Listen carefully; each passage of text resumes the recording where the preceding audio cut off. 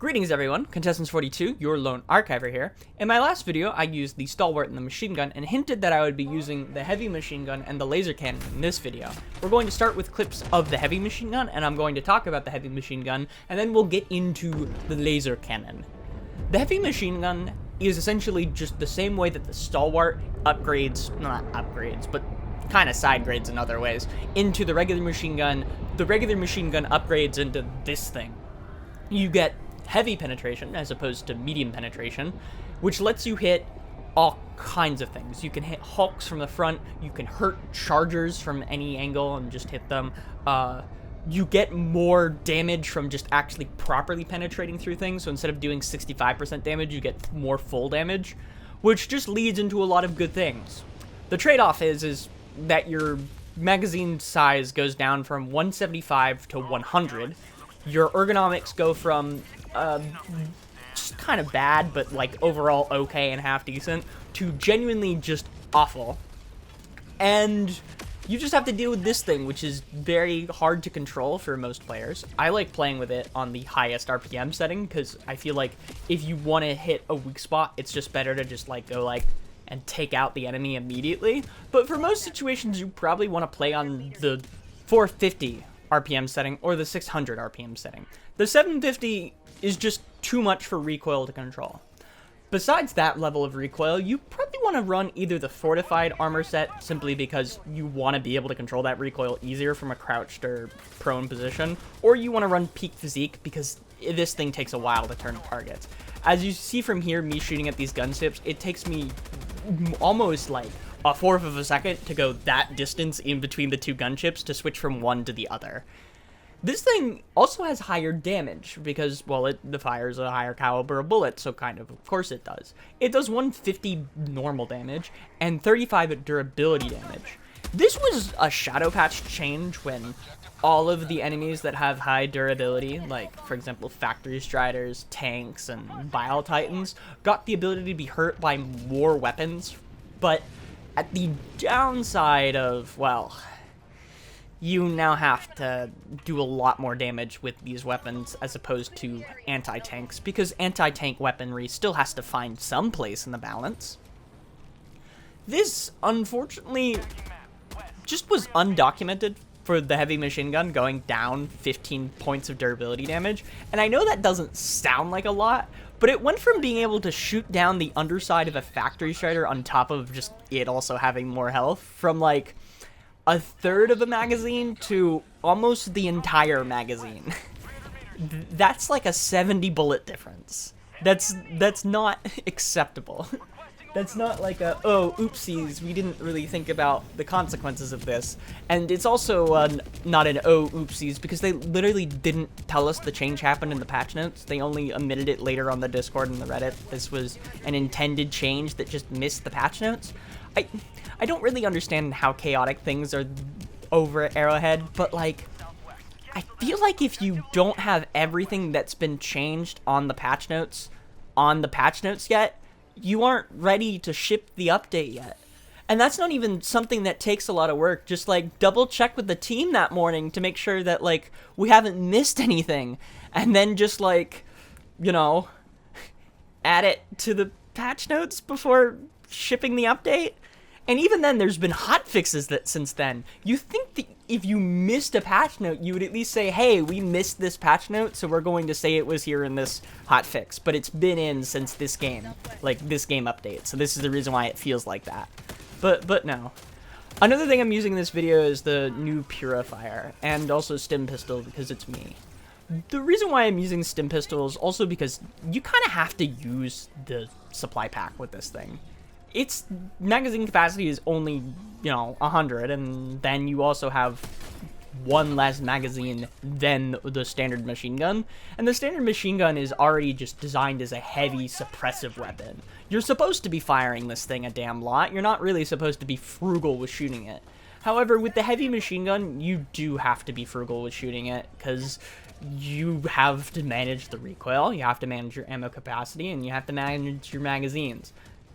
You can just use armor and the supply pack to not have to worry about this as much, and that's the reason why it's such a common combo that you see people using. From there, it honestly acts as a supportive weapon.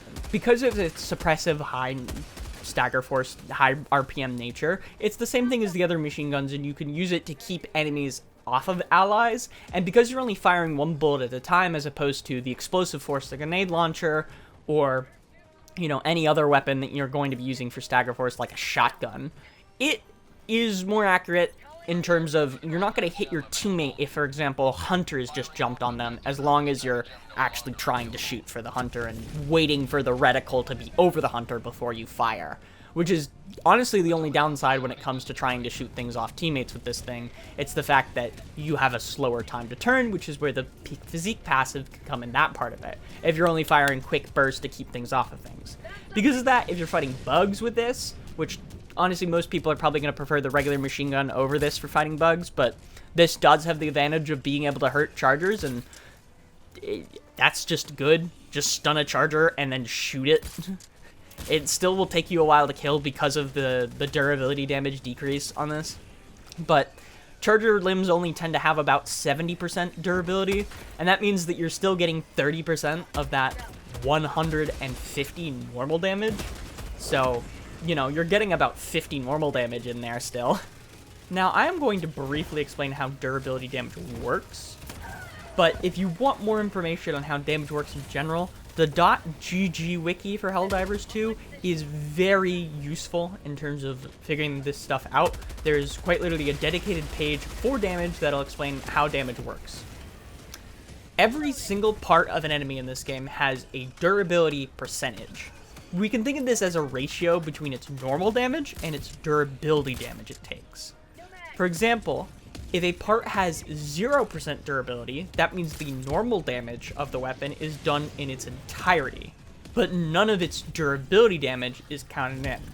On the vice versa side of that, if something has a 100% durability percentage, that means all of the durability damage of the weapon is done, but none of the normal damage of the weapon is done. When you're seeing the primary weapons in your loadout, all of them only list the normal damage. They don't list the durability damage. But overall, most weapons will have a durability damage that is lower than their normal damage, with the only exceptions being mostly anti-tank weapons. Because tanks tend to have 100% durability modifiers, or at the very least, 70% durability modifiers. With that being said, let's talk about what the heavy machine gun can offer you. When it comes to light bots, any single bullet anywhere will just usually instantly delete them. It can sometimes reflect off at like a weird angle because the angle of attack when you hit a target is interpolated into how much penetration it has. So in certain situations you will only meet the penetration standard, so because of that you match and you deal 65% damage. Then there's the Devastators, which includes your regular Devastators, your heavy Devastators, your rocket Devastators, and your Berserkers. All of these have a head health pool of 110 now. As a reminder, this thing does 150 damage, which means all you have to do is just wait and shoot perfectly in the head. Because if you're crouched, this thing will have enough accuracy that at most ranges you are going to be engaging a Devastator in, you can just shoot them in the head.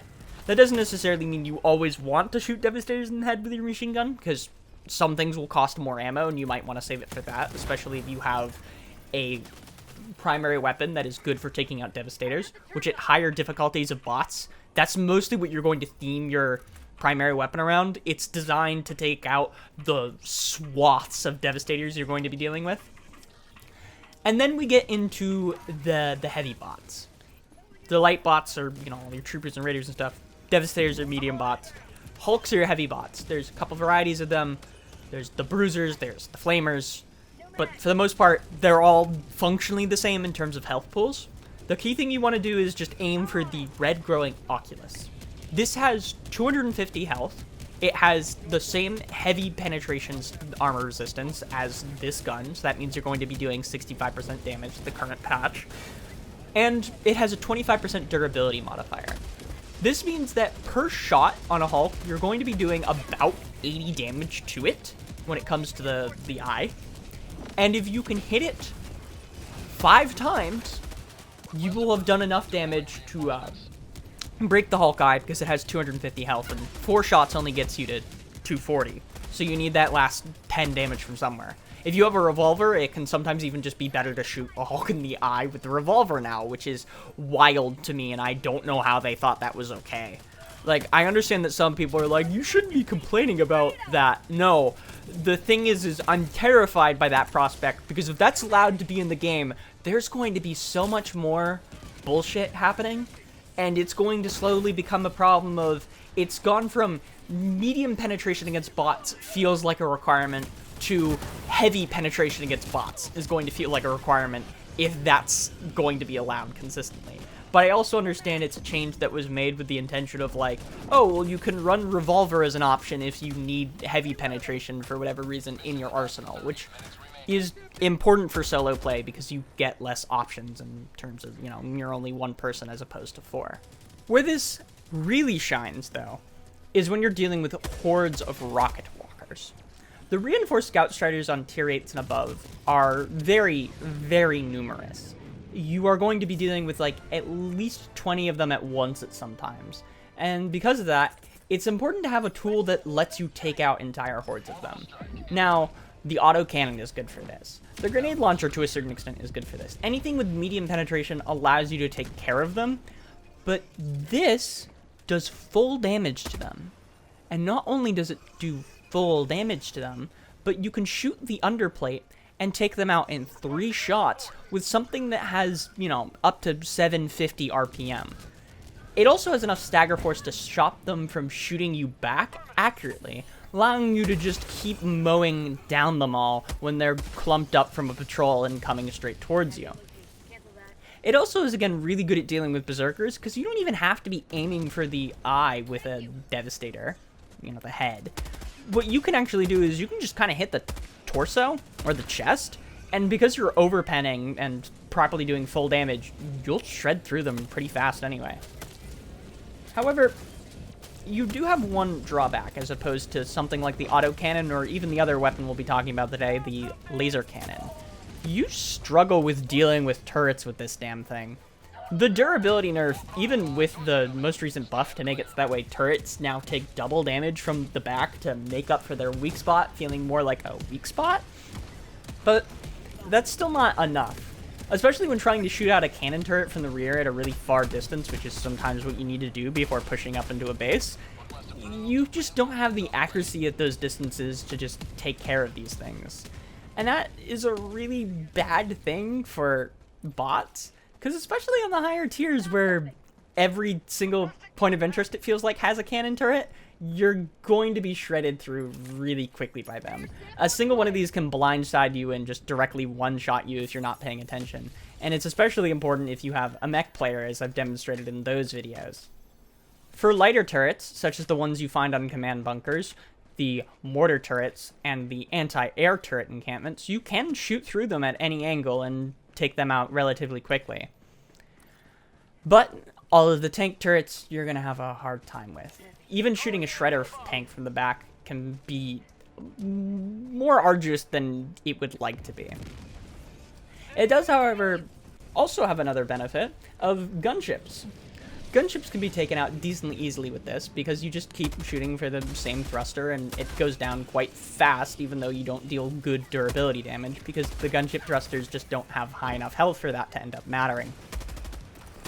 The other thing that you then have to worry about is factory striders. Killing a factory strider outright is not your goal with the heavy machine gun unless it comes down to it. What your goal should more be is shooting out the chain guns on the front of it. Shooting at the chain guns in the front of it really takes out most of its danger power. The top turret can one-shot you and does fire a 3-round burst as opposed to any other tank, but it has to be really high up, and if you're below it, it doesn't have gun depression at all. You can get under its gun depression extremely easily, allowing you to just get under the damn thing and kill it. The other thing that you can deal with is you can deal with the devastators that come out of it for your team. This allows you to set up for other teammates to take out the factory strider. You also can just bring thermites. Thermites can be an excellent way to take out the chain guns and push up under it and then drop a thermite on the underside of the factory strider. The only real downside to that is you don't have to run stuns in that situation. Stuns are extremely imperative for this weapon. Due to the long reload time, and the fact that staggering things is very important for its playstyle, you're going to get to a point where you need to reload, and you're not going to have the luxury of doing so. Dropping a quick stun at your feet, even if you only stun the front crowd like I am doing with this Hulk in this clip here, is very good for just giving yourself the space to reload if cover cannot provide you that space. You then can just recuperate yourself and focus for the key targets to keep pushing. And now, you're probably wondering, okay, so, Quintessence, you were saying that this thing is really good for bots, but is usually considered bad for bugs. Why is it considered bad for bugs, then? Well, simply put, there's a lot of them, and you don't have big ammo. Get big ammo. But, in more technical terms, the problem with bugs is there is just a lot of them. And a lot of the times you don't have to bother with having heavy penetration. The only thing you have to worry about heavy penetration for on bugs is chargers, impalers, and bile titans. That's kind of it. So having heavy penetration doesn't really matter because on all three of those things you also want a lot of durability damage unless you're shooting the impaler in the face when it has its weak spot exposed. And at that point, basically any weapon will get the job done. Because of this, what usually tends to be better support weapons for bugs is anything with bigger boom. The higher the explosive radius, the better it is. The heavy machine gun does have a niche with its bugs, though. When you're being pressed in by shit tons, and I mean that like literally shit tons like shit tons. Yeah, the bugs are shitting on you. They're just shitting on you with alpha warriors. You want something with a high stagger force that's able to take care of all of them. The thing is you have to reload this so often that that's not worth it. Against bots, the only reason a reload can be annoying is if it's longer than a stun grenade lasts.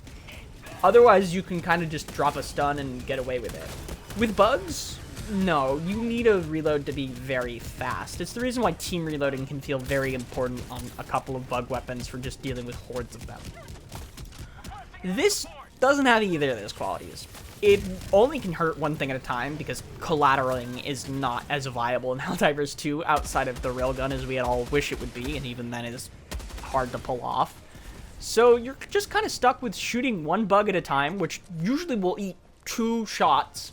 And probably you're going to miss from shooting so fast, so let's just say it takes at least 3. And then you just run into the problem of, well, you kill 33 bugs. Cool. What are you going to do about the other 20?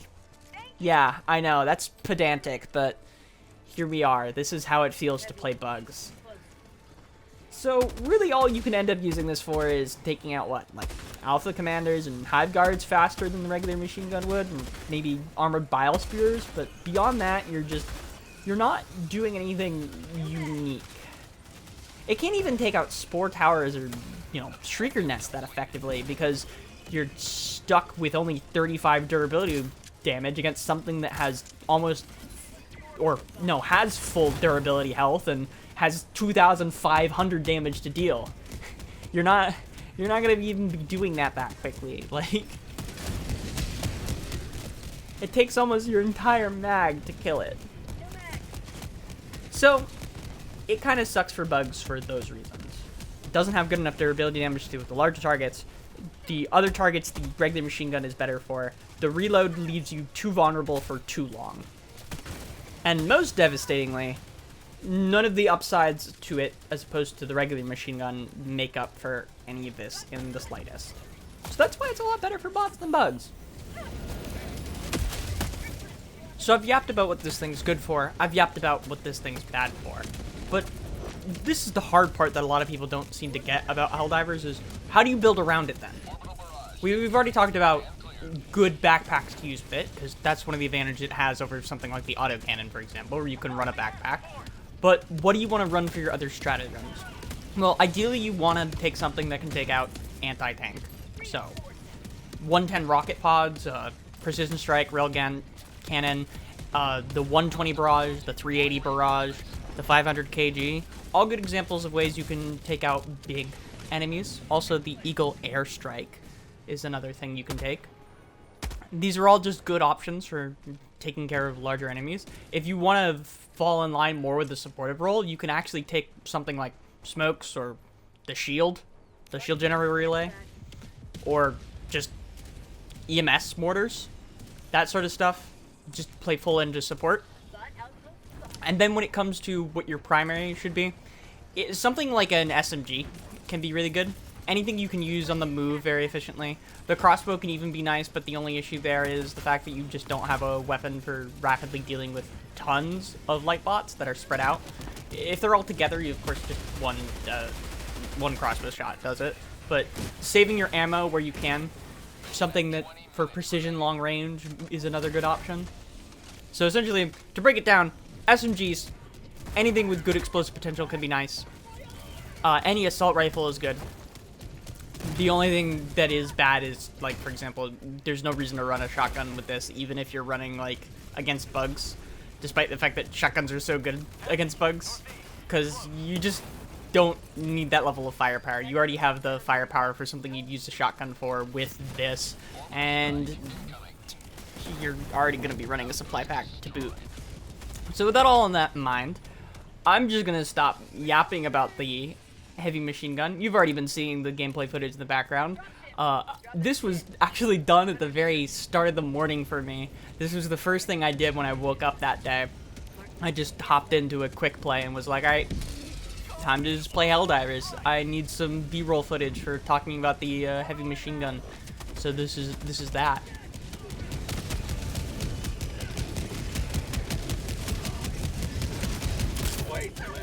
Talking more about this direct gameplay, I enjoyed this morning of playing with these guys. They weren't the best by any stretch of the imagination, but we had good coverage in terms of, well, you can see the spear user right next to me. We've got myself on Horde clear duty, and W3 and T1 were both faffing about, having a good time as well. Honestly, the only complaint is the standard bots player nonsense of shoots at basically everything, and I have to assist them when they get caught in a fight, because we can't just leave because this map is so open terrain that you can't just, like, disengage that easily. That's kind of the reason why it's great that somebody brought Smokes. Smokes is really good in a map type like this where there's lots of open terrain, because though bots can still, of course, shoot through smoke, they give you some decent cover. I then see that J4 is just mobbed out of here, and those two are just going to follow if I can just follow J4 because there's half the team moving. And I reload as they attack one of the auxiliaries at the actual main objective. And they then immediately strike a Hulk in the back as I move up towards the terminal. We've got a couple more things that are in the pit as per usual. But after which I'm just gonna skip ahead to when this is done, because we kind of just have an uneventful time here. We get a bot drop on the way to Extract, and then Extract itself is also extremely uneventful in this mission. I like how it ends smoothly. I always like when a mission ends smoothly as opposed to when it starts smoothly, because when it starts smoothly, you know things are gonna go downhill. When it ends smoothly, it's like, oh, thank God, after all that mess, we can relax finally. We can let our guard down just a little bit. So yeah, as this patrol notices me as I'm just trying to move away from the main objective, we get a bot drop called in from the rear guard of it. It's kind of really interesting to me how they've increased the radius, I think, at which bots can just notice you and communicate with each other to call in drops. I think it's probably a jet brigade thing for the fact that, like, you know, well, if they're going to be able to jump like 75 meters to keep up with you, you might as well give them 75 meters of view range. That way they can spot you out. Got ragdolled on the bodies.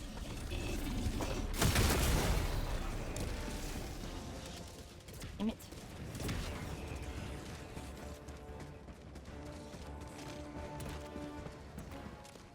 Damn it, Trinit.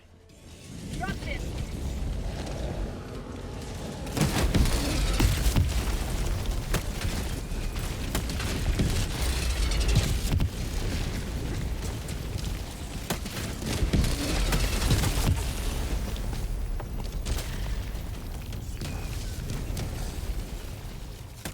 Yeah, the jetpackers make it so easy to take out everything on a ship before it goes off, because they just explode. You just kill one thing and you get a free frag grenade out of it. Well, probably more like a free impact incendiary. So yeah, I've been Quintessence42, your Lone Archiver. If you enjoyed this video, please give it a like. If you have any feedback or comments for me, leave them in the comment section below. If you'd like to see more Helldivers 2 content like this, please hit that subscribe button, and I'll hope to see you tomorrow. I've been kind of a little bit bad with my scheduling as of late, simply because I've been distracted with a lot of other games and their Halloween events, and YouTube just doesn't like it when you upload more than one niche, so I've been trying to stick to uploading the niche of Helldivers, but it's just like wanting to spend my free time on getting those Halloween objectives done, because a lot of things will have like fun Halloween events. Team Fortress 2, for example, Scream Fortress, all that classic stuff. Some times 2 EXP events and other games. Point is I'm trying to keep in the ball for all of those things and manage my time well, and I've just not been putting enough time into video content. I know that a lot of it is long form, so it doesn't seem like I do that much work in cutting these together, but I do a lot of cherry picking in terms of what missions felt nice. Anyway, I'll see you when I see ya.